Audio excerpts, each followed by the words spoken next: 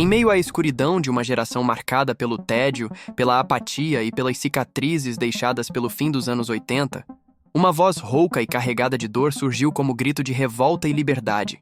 Kurt Cobain não foi apenas o vocalista do Nirvana. Ele foi o símbolo de uma juventude sem direção, um poeta angustiado, um artista que jamais conseguiu escapar do peso de sua própria mente. Da infância marcada por traumas, passando pelo estrondoso sucesso com Smells Like Teen Spirit, até o trágico fim aos 27 anos, sua trajetória foi intensa, dolorosa e inesquecível. Neste vídeo, você vai conhecer os bastidores da vida de Kurt Cobain, seus conflitos, suas paixões, sua genialidade e os mistérios que envolvem sua morte. Prepare-se para mergulhar numa história onde o grunge não foi só um som, mas um grito de socorro.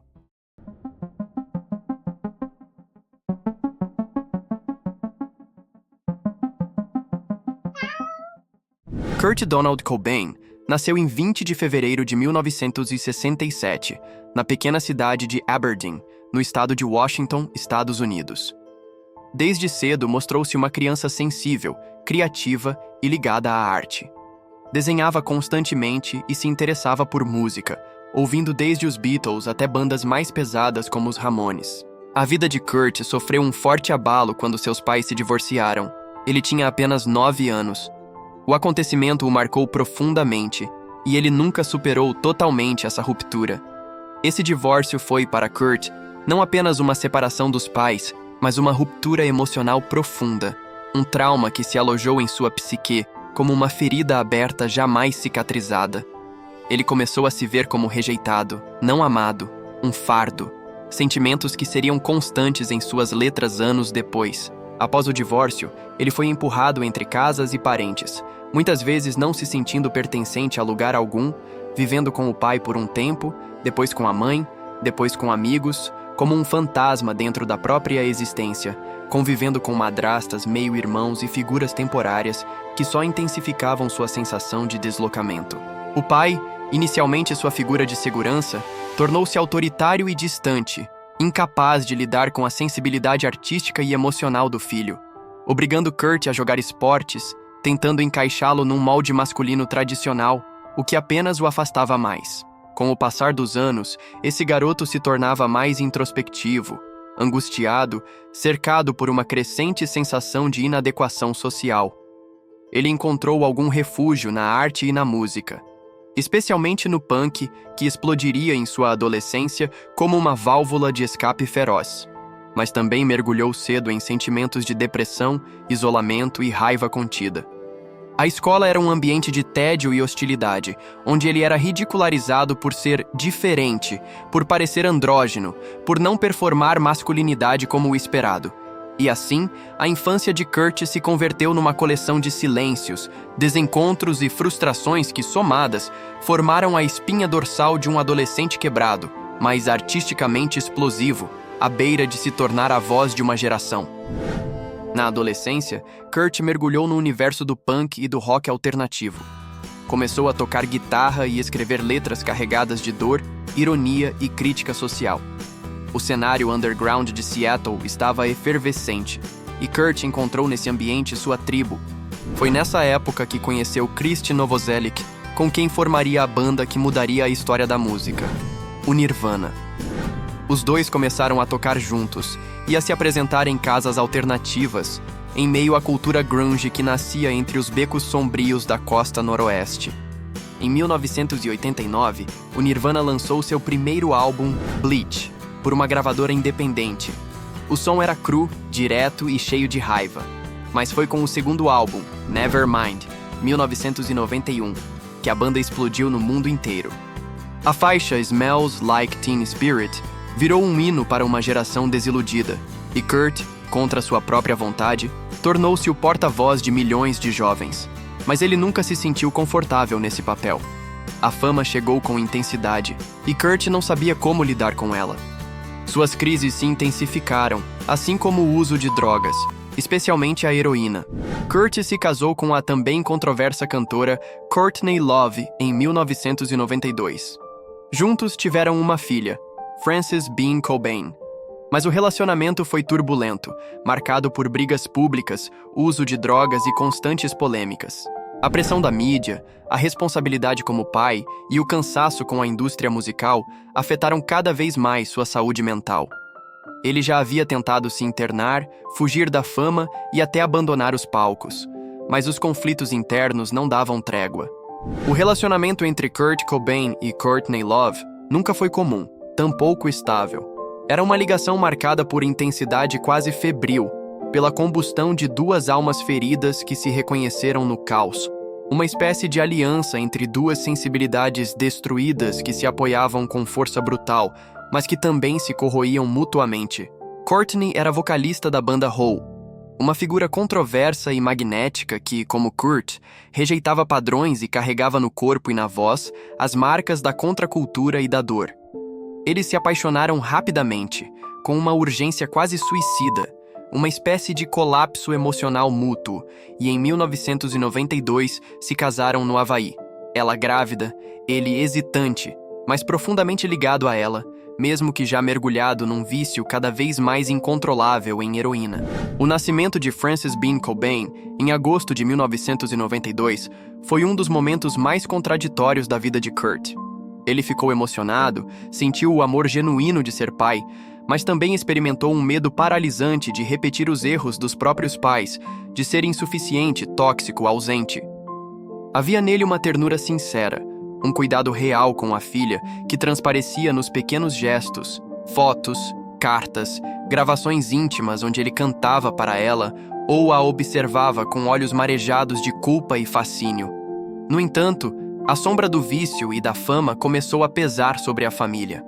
Acusações públicas de que Courtney teria usado drogas durante a gravidez colocaram o casal sob vigilância e por um tempo eles chegaram a perder a guarda de Frances, algo que devastou Kurt emocionalmente. Essa dor, de ser pai e não se sentir digno da filha, aprofundou sua espiral autodestrutiva. Ele amava Frances com uma força silenciosa, mas sua mente e seu corpo já estavam falhando, como se ele soubesse que não conseguiria ficar. Em sua carta de suicídio, ele menciona que Frances será melhor sem ele, que seria cruel ela crescer cercada pela instabilidade emocional dele. Um raciocínio distorcido pelo desespero, mas que revela o quanto ele se importava, ainda que da forma mais trágica. Frances cresceria sem o pai, com seu nome eternamente ligado ao luto coletivo de uma geração, e com a herança emocional de um homem que amou profundamente, mas foi vencido pela própria dor. Em março de 1994, Kurt teve uma overdose em Roma, que muitos acreditam ter sido uma tentativa de suicídio. Poucas semanas depois, no dia 5 de abril de 1994, ele tirou a própria vida com um tiro na cabeça, em sua casa em Seattle. Foi encontrado dias depois, junto de uma carta de despedida endereçada a seu amigo imaginário da infância, Boda. Kurt tinha 27 anos. Na carta, Kurt expressa seu desencanto profundo com a música, a fama e com a vida em si. Ele confessa não sentir mais prazer em tocar ao vivo, em ouvir os aplausos, em viver aquilo que para tantos parecia um sonho, mas que para ele havia se tornado um cárcere emocional. Ele menciona como sentia que estava enganando os fãs por continuar se apresentando, mesmo sem sentir conexão com aquilo que fazia. E essa percepção de falsidade, em um artista que sempre valorizou a autenticidade acima de tudo, o dilacerava. Um trecho marcante é quando ele cita uma frase de Neil Young: "It's better to burn out than to fade away." É melhor queimar do que desaparecer aos poucos. Essa frase causou grande comoção, pois foi interpretada como uma declaração direta da escolha de morrer jovem, em vez de viver lentamente em decadência. Ainda que alguns interpretem o uso da citação como estilístico ou simbólico, em Kurt soou como uma sentença final, uma forma de eternizar sua dor como parte de sua arte. Outro ponto que emociona profundamente é quando ele menciona sua filha, Frances Bean Cobain. Ele diz que ela será muito melhor sem ele, e que está deixando-a com um bom coração, insinuando que sua permanência talvez fosse mais prejudicial do que sua ausência. Essa parte da carta revela um conflito interno devastador. O amor e o instinto de proteção que sentia pela filha, ao mesmo tempo em que acreditava ser um fardo, um homem quebrado demais para ser pai. A carta termina com um adeus trágico, uma despedida que não busca consolo nem justificação, mas simplesmente uma libertação. Kurt estava exausto, física, emocional e espiritualmente, e a carta serve como o registro cru de um homem que tentou resistir, mas não encontrou mais como continuar. Seu conteúdo ainda ecoa como uma ferida aberta na memória coletiva do rock, e mais do que qualquer entrevista, música ou imagem, ela revela a alma nua de alguém que foi, até o fim, brutalmente honesto sobre a dor de existir. O auge de sua fama com o Nirvana, Kurt era simultaneamente ícone e prisioneiro. Reverenciado por milhões, mas internamente devastado por um vazio crescente, por dores crônicas, vício em heroína, uma aversão visceral à exposição pública e à indústria que o transformou em mercadoria, enquanto ele, paradoxalmente, rejeitava o papel de porta-voz de uma geração. Sua saúde mental se deteriorava. Depressão profunda, surtos de ansiedade, colapsos físicos e emocionais, e à medida que a pressão aumentava, o artista sensível, que nunca lidou bem com a fama, começou a definhar espiritualmente como uma flor em terreno árido. Mas sua morte não foi somente física. Ela foi o desfecho de um esgotamento existencial de um artista que não encontrou mais lugar no mundo que o aplaudia. A comoção foi global. Jovens, fãs, artistas, todos se viram diante da perda brutal de um símbolo que canalizava sua própria dor. Muitos questionaram, outros romantizaram, e alguns investigaram obsessivamente a possibilidade de conspiração, suspeitando de influências externas, especialmente de Courtney, num mistério que alimenta até hoje documentários e teorias. No entanto, para além das especulações, o fato permanece. Kurt Cobain morreu como viveu, com intensidade, conflito, sensibilidade exacerbada e um grito silencioso que ninguém conseguiu realmente ouvir ou interromper. O legado de Kurt Cobain transcende a música. Ele não foi apenas o vocalista e guitarrista do Nirvana. Foi um símbolo de uma geração que carregava angústia, desencanto e questionamentos profundos sobre o mundo, sobre si mesma e sobre os padrões impostos pela sociedade e pela indústria cultural. Sua voz, rouca e urgente, era mais que melodia. Era um grito coletivo de quem cresceu num mundo desiludido, entre os escombros do sonho americano e a alienação dos anos 90.